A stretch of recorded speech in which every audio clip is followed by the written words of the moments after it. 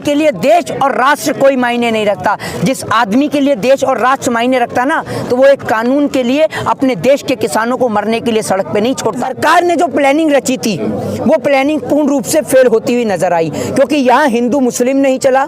यहाँ पर आपने तिरंगे को लेकर भी बहुत सारी अफवाहें फैलाई, वो अफवाहें भी पूर्ण रूप से आपकी खाली हो गई। आपने पत्रकारों को भी अरेस्ट करने की कोशिश करी, वो भी आपका खाली हो गया। तो ये देश का किसान है, आप इसको किसी भी तरह के ढंग से डिमोलाइज नहीं कर सकते। भारत एक हरित क्रांति देश है और उस क्रांति भरे देश में, कृषि प्रधान देश के अंदर अगर किसान के ऊपर जुल्म होगा तो किसान चुप नहीं बैठेगा।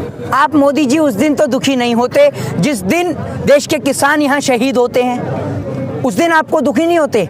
आप उस दिन दुखी नहीं होते कि आपके होते हुए दिल्ली के अंदर बम धमाका हो जाता है, तब आप दुखी नहीं होते। वो इसलिए दुखी नहीं होते ना क्योंकि आपकी सरकार है। डिग्रीधारी प्रधानमंत्री नरेंद्र मोदी जी को देखिए भैया, तिरंगे का सम्मान इनके लिए देख रहे हैं ना आप। ये एकमात्र देश के डिग्रीधारी प्रधानमंत्री नरेंद्र दामोदर दास मोदी, जय हो प्रभु, समझ रहे हैं। ये एकमात्र डिग्री, और कोई डिग्रीधारी प्रधानमंत्री देश में नहीं आया। ये सबसे ज्यादा पढ़े लिखे प्रधानमंत्री हैं। इनको तो गिनीज वर्ल्ड रिकॉर्ड में नाम लिखा जाना चाहिए सबसे ज्यादा झूठ बोलने के लिए। ये आदमी इतना झूठ बोलता है, इतना झूठ बोलता है कि भैया ऊपर निकलने वाला यमराज भी कंफ्यूजन में आ जाएगा कि कितना झूठ बोल के आया है। आज अगर देश के अंदर राजगुरु सुखदेव, भगत सिंह, मौलाना अब्दुल कलाम आजाद, महारानी लक्ष्मीबाई, शहीद चंद्रशेखर आजाद, शहीद उधम सिंह जैसे लोग देश के खातिर अपनी कुर्बानी नहीं देते ना, तो ये लोग अभी भी किसी अंग्रेज के घर में बैठ के उसके जूते और चप्पल साफ कर रहे होते।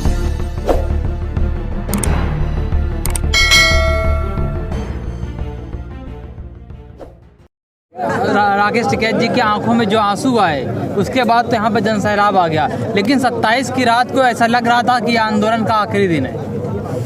देखिए, मैं आपको एक बात बताऊं, आप उस भारत देश की सरजमी पे रहते हैं, आप उस भारत देश के अंदर रहते हैं जिस भारत देश ने 1947 से इस देश से अंग्रेजों को खदेड़ा, उन गोरे अंग्रेजों को खदेड़ा जिनके आज भी कुछ वंशज देश के अंदर हैं, समझ रहे हैं। उनका आज भी कुछ अंश, ब्रिटिश ईस्ट इंडिया पार्ट 2 की सरकार आज भी देश के अंदर कायम है।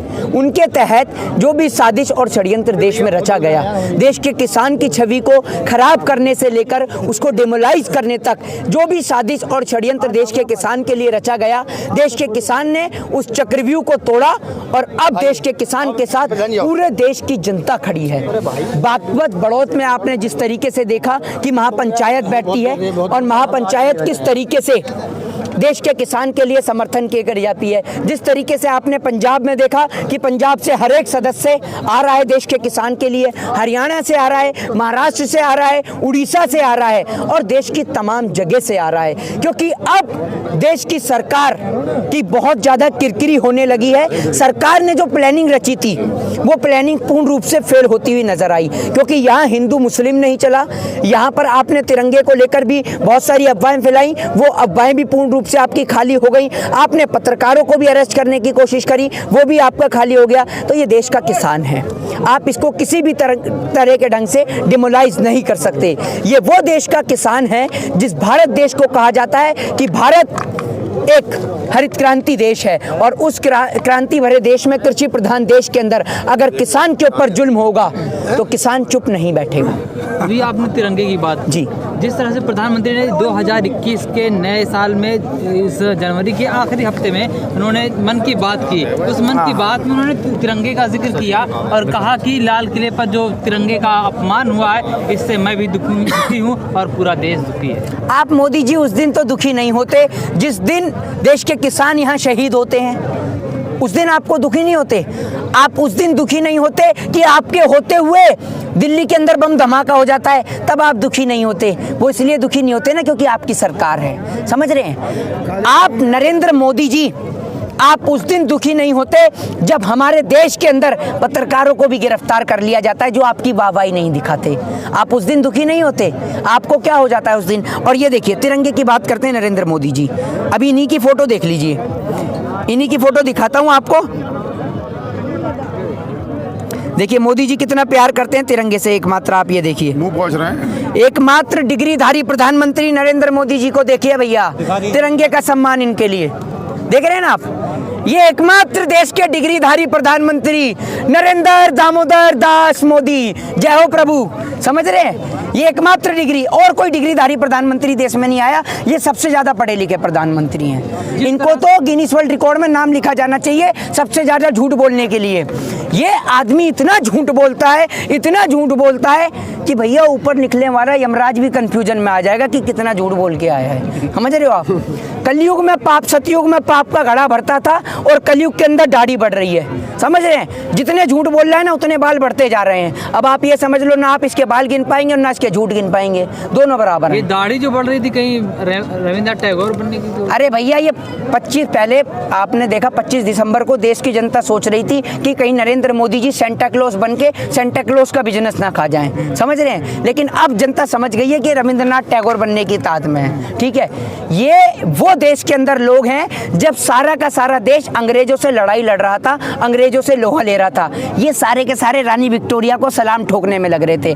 आज अगर देश के अंदर राजगुरु सुखदेव, भगत सिंह, मौलाना अब्दुल कलाम आजाद, महारानी लक्ष्मीबाई, शहीद चंद्रशेखर आजाद, शहीद उधम सिंह जैसे लोग देश के खातिर अपनी कुर्बानी नहीं देते ना, तो ये लोग अभी भी किसी अंग्रेज के घर में बैठ के उसके जूते और चप्पल साफ कर रहे होते। ये बात आप ध्यान रखिए। अभी आप वीर सूरवीरों की बात की, जो हमारे देश के, जो प्रधानमंत्री जी ने अपने मन की बात में ये भी कहा था कि जो आज की युवा पीढ़ी है, जो युवा हैं, उन्हें इनकी गाथा पढ़नी चाहिए, उनकी गाथाओं को लिखना चाहिए। प्रधानमंत्री नरेंद्र मोदी जी से एक दिन, मैं आपसे दावे के साथ कह सकता हूं, एक दिन पूछ लीजिए उनसे कि ऑन बिल्कुल लाइव टेलीकास्ट के अंदर, जिस दिन आपको प्रधानमंत्री मिले ना, कोई भी लाइव कहीं भी प्रोग्राम हो रहा हो, वहीं माइक लगाकर आप कुछ भी पूछ लीजिए उनसे, ये पूछिएगा कि भगत सिंह को फांसी कब हुई थी, कितनी साल की उम्र में भगत सिंह को फांसी हुई थी। या फिर उनसे बस इतना कह दीजिएगा कि मोदी जी 10 स्वतंत्रता सेनानियों के नाम सुना दीजिए। ये लोग नहीं सुना पाएंगे।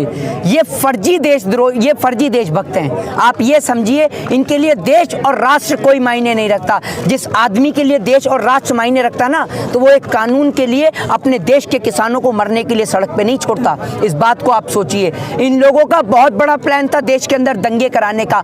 आज ये भगवान श्री राम के नाम पर चंदा मांग रहे हैं। अरे आप लाखों, ये बात देश की जनता को समझनी होगी कि आप लोग, भले ही आप बीजेपी से हों, आरएसएस से हों, आप लोग इतना दिमाग से कॉमन सेंस लगाइए कि वो भारतीय जनता पार्टी जो लाखों करोड़ों रुपए का कार्यालय बना सकती है, वो भारतीय जनता पार्टी जो प्रधानमंत्री को लाखों रुपए का सूट पहना सकती है, लाखों रुपए का चश्मा पहना सकती है, क्या उसके पास इतना सा पैसा नहीं है कि वो हमारे आराध्य भगवान श्री रामचंद्र का मंदिर बना सके? आप ये सोचिए ना, वो भगवान जिसने आपको और हमें बनाया है, उनके लिए इन्हें पैसे मांगने पड़ रहे हैं, गली गली चंदा मांगना पड़ रहा है क्यों? अरे वो देने वाला है, हम उससे मांगते हैं, उसके लिए नहीं मांगेंगे हम। समझ रहे हैं? तो ये सरकार जो ढोंग रच रही है ना राम के नाम पर, ना ये राम के हैं ना रहीम के हैं, ये कुर्सी के पुजारी हैं और कुर्सी की लगी भाजपा को बीमारी है। बदला लेगी जनता किसानों के अपमान का, खागा ये माल राम नाम का। ये देश के अंदर मुंह में राम बगल में छुरी, इनका वो वाला हिसाब है। आज आप एक बात बताइए, आज आप देश के किसानों से तिरंगे का प्रूफ मांग रहे हैं। ये वो देश का किसान है जिनके बच्चे तिरंगे के अंदर लिपट कर आते हैं। समझ रहे हैं? ये अपनी माएँ, ये इनकी माएँ हैं जो सीने पे पत्थर रखकर, दिल पे पत्थर रखकर अपने बच्चों को, अपने लालों को सरहद की हिफाजत करने के लिए भेजती हैं। और जब उनके बेटे तिरंगे के अंदर लिपट के आते हैं ना, तो उनके पिता आंसू नहीं बहाया करते। उनके पिता अपने लिए गौरव की बात कहते हैं, छाती ठोक के कहते हैं कि मेरा बेटा राष्ट्र के खातिर काम आया, मेरा बेटा राष्ट्र के लिए शहीद हुआ। और आप उनसे प्रूफ मांग रहे हैं देश के तिरंगे का? आप बताइए ना, आपकी भारतीय जनता पार्टी में से गिनाइए 5 ऐसे नेताओं के नाम जिनके बच्चे हों आर्मी के अंदर, जो सरहदों की हिफाजत करते हों। आपके बेटे तो बीसीसीआई में सचिव हैं, आपके बेटे तो दुबई में ऐश करते हैं। ये देश का किसान है जो देश के खातिर कुर्बानी देता है और जिसका बेटा सरहद के खातिर कुर्बानी देता है। ये आप लोगों की तरह नहीं है जो सावरकर की तरह झुक जाएंगे। ये देश का किसान है जो तिरंगे के खातिर सर कटवा लेगा लेकिन सर झुका नहीं सकता। जिस तरह से दिल्ली के अलग अलग बॉर्डरों पर रूट भी डाइवर्ट कर दिया गया, आपको आने में भी तकलीफ हुई? बिल्कुल हुई है, निश्चित तौर पर हुई है। अलग अलग बॉर्डरों पर जिस तरह से दिल्ली के ही रूट को डाइवर्ट कर दिया गया है, कटीले तार लगा दिए गए हैं, बैरिकेडिंग ऐसे कर दी गई है जैसे कि इंडिया और पाकिस्तान का कोई बॉर्डर हो। अरे नरेंद्र मोदी जी, अगर इसकी आधी आपने स्ट्राइक ना वहाँ अरुणाचल प्रदेश में कर दी होती ना, आधे ही आंसू गैस के गोले दाग दिए होते, तो आज अरुणाचल प्रदेश के अंदर चाइना जमीन को कैप्चर नहीं करता। और आपने देखा, आप पत्रकारिता करते हैं, आपको ये पता है ये कोबरा वायर्स जो लगे हुए हैं किसान को रोकने के लिए, ये कोबरा वायर्स, ये कटीले तार बैन है, आप अपने खेत के अंदर नहीं लगा सकते आवारा पशुओं को रोकने के लिए, लेकिन देश के किसान को रोकने के लिए लगाए गए हैं। मतलब देश की सरकार की नजर में देश के किसान की अहमियत आवारा पशुओं से भी बदतर है।